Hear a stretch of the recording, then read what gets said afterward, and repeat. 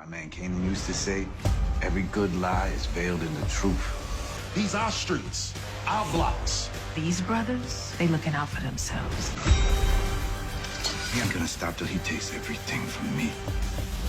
I know what life. So this teaser was just released from Starz. Just before you play an episode, I'll pop this little for season 3 teaser. In the final battle, trust no one. Ironically, they also had Tommy at the beginning mentioning his old friend Kanan used to say every good lie is veiled in the truth. Ironic because just yesterday I dropped a breakdown where we dived into the relationship between Tommy and Kanan. How Kanan would have mentored him, nurtured him, how he would have been there for him, but also how we'd be seeing a lot more of Kanan's moves. That was front and center on my thumbnail because it was obvious to see which direction they were going to take Tommy mentoring D-Mac.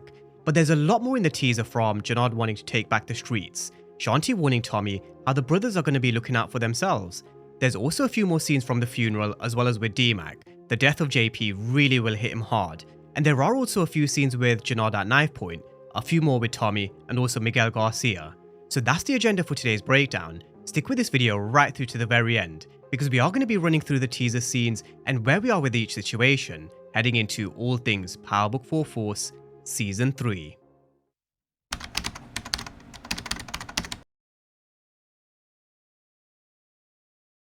Now I think there's only one place to start, and that's with Tommy mentioning Kanan again.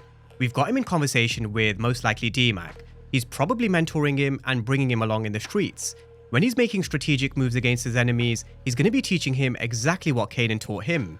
So we've got him telling D-Mac, my man Kanan used to say, every good lie is veiled in the truth. And this is probably the most effective and convincing deception tactic that we've seen on Power. If you weave in some truth with a bunch of lies, the lies really start to gain a bit of credibility, and that makes people tend to believe what's partially true, but most importantly, what's not. It's a typical move that we've seen across Power when you're looking to manipulate your enemies. And when you think about it, it really is Kanan down to the T. It really is Kanan's style. I'm a friend of Dre's. I used to know Sean too, we used to play ball. My name's Slim, you mind if we shoot a few? So this where you and my dad grew up? Yep. So when I Started out selling fat albums to my uncles. So dudes came up after school, we broke in. We waited for him to come home and watch TV. So, just scared? Breeze didn't have time to get scared. So this is a classic example. When he was mentoring Tariq, he told Tariq a bunch of stories which would have an element of truth to them. Ghost did kill Breeze, but he didn't know the full story. He was manipulating Tariq with his version of events. He was weaving lies with some truth when he was telling him about his uncles. If we want to go even deeper into Kanan's manipulation with him weaving lies within the truth, you can take it all the way back to how Rock was a lying manipulator, how she used to do something very similar, how Snaps and Pop used the same tactic with Kanan, which we've just seen in Ghost Season 4.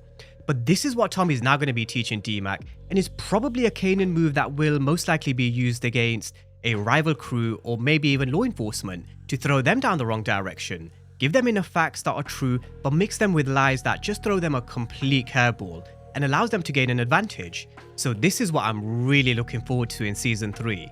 I mentioned in my trailer breakdown that I really hope we begin to hear Kanan's name a lot more. Just in my last breakdown I even mentioned, we're probably going to see more of Kanan's moves, and that's exactly what we're going to get. Again, it's also a great way to tie in some Easter eggs for Power Origins. We're going to see the younger Kanan teaching Ghost and Tommy the exact same. I'm sure there's also a lot more of this to come in Season 3 of Force between Tommy and D-Mac, and just like I mentioned in my previous breakdowns, a lot more to come in Power Legacy as well. We're definitely going to hear a lot more of Kanan and Ghost, but throwing in lies with the truth. I believe it probably won't just be a move that's made by Tommy and D-Mac. It's probably going to be a theme across an episode or two, and maybe even as a season as a whole. And I will come back around to Shanti probably playing a very similar game as well. But just before we do, let's talk about the next few scenes with Jenard and Diamond. These our streets, our blocks. These brothers, they looking out for themselves. We have no idea who could be having his back right now.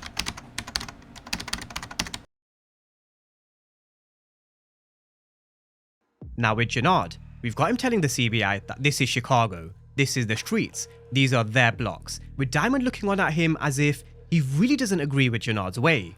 I always make a point of how it's very difficult to kind of depict reactions and character mindsets with these short teasers and trailers, but you do have to assume at some point, Even though they are brothers, even though blood is thicker than water, even though the brothers will get together again against Tommy in season 3, there probably will be some conflict. Recently I was rewatching season 1 and straight off the bat in episode 1, you could tell by Jenard's reaction that he wasn't exactly happy with the way Diamond wanted to do things his way. However, something we have to remember is they may have some conflict. Both Josie Sikora and Gary Lennon have teased. At the end of the day, they are brothers, and Tommy's going to be well aware of that. Now we've also got Diamond warning Jenard. They have no idea who's going to have his back at this moment in time, most likely talking about Tommy Egan. At this point in the season, we can probably assume that Tommy's probably been ousted by the CBI by both Jenard and Diamond, and he's just warning Jenard they need to watch their backs. Who knows who Tommy's got in his corner? Who knows who's got his back? There's also going to be a lot of chess games being played this season, and Jenard and Diamond are going to be well and truly in the thick of the action. Another person who's also going to be in the thick of the action is Shanti. So up next, Shanti's scene. These are streets, our blocks. These brothers, they looking out for themselves.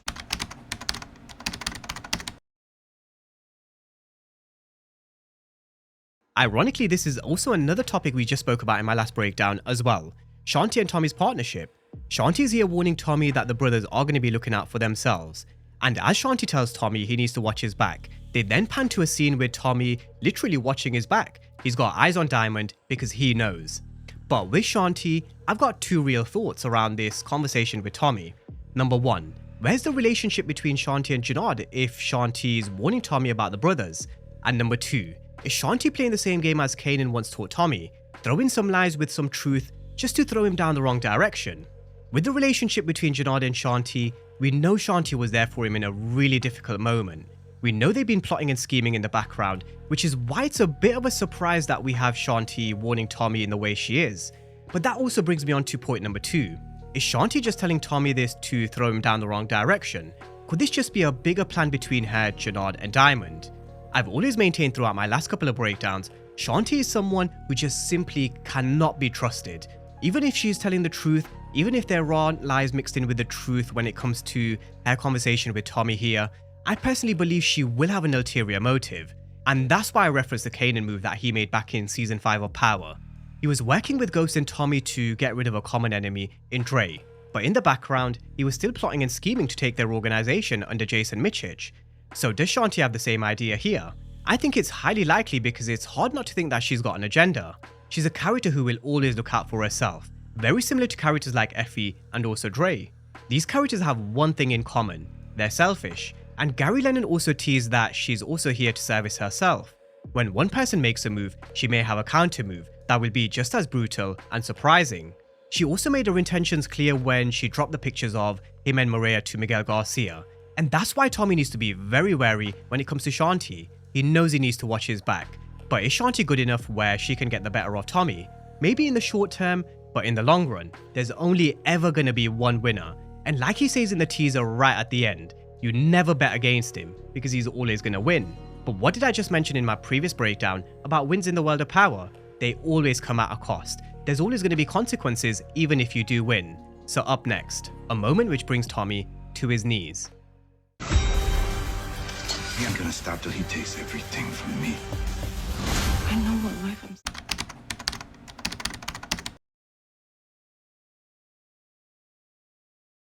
Now, just before I run through this scene, I do want to go back to a quote from Gary Lennon. Tommy and Diamond are moving in that direction to ascension, but they will be stumbling out the blocks. There will also be something that brings Tommy to his knees. And what do we have in this scene here? Tommy's being brought down to his knees. A few weeks ago when we broke down the exact same quote, I actually referenced 3 scenarios from Power which brought him to his knees. There was Holly Weaver, Lakeisha, and also Ghost. So what do you guys think has brought Tommy to his knees in this particular scene? He's on the phone and he just buckles in complete and utter shock. In my opinion, I think this is probably the moment where he finds out about JP's death. This is going to be the moment where he finds out he's lost yet another brother, and then bringing him to his knees. And so this brings me on to the funeral scene. We've already discussed the funeral scene before. Many thought it may actually be Kate's funeral and not JP's. But if anybody had any doubts about it being JP's, I do think this scene here with D-Mac in his suit, with him with his gun in hand, him quite upset in tears. You've got the pictures in the background of when he was a kid with JP. They've definitely just had JP's funeral. and this is probably most likely in the aftermath. My only question is, who killed JP? Was he caught by Jenard and the CBI? Was it an unfortunate death? Was he just caught in the wrong place at the wrong time?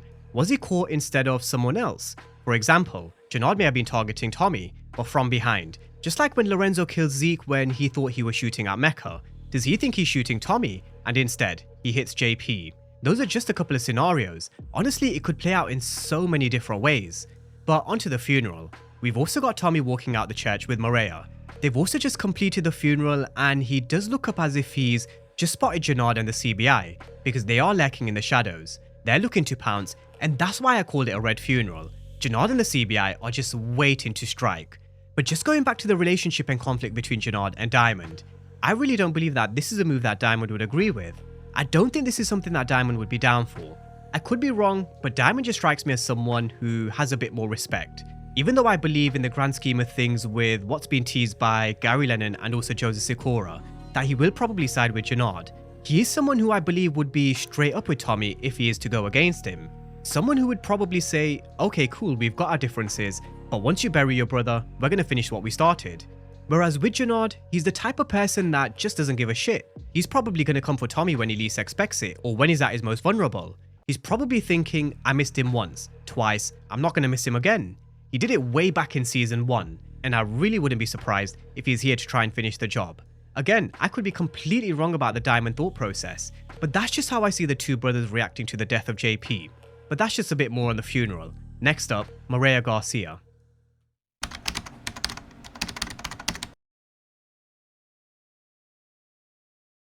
Now, Gary Lennon has teased before they are going to be writing a true love story between Tommy and Mireya.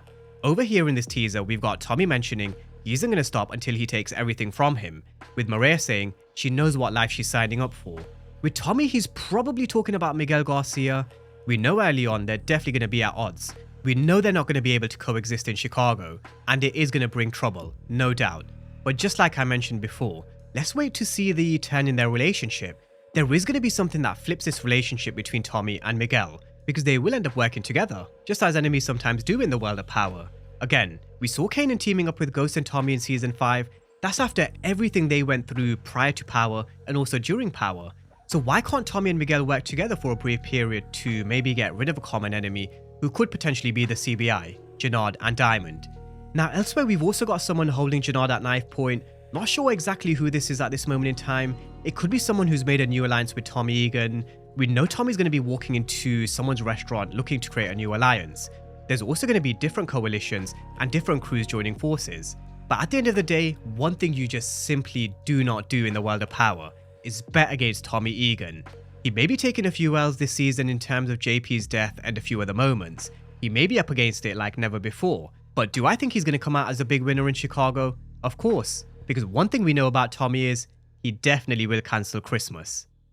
Have a bet against me, because I'm always win.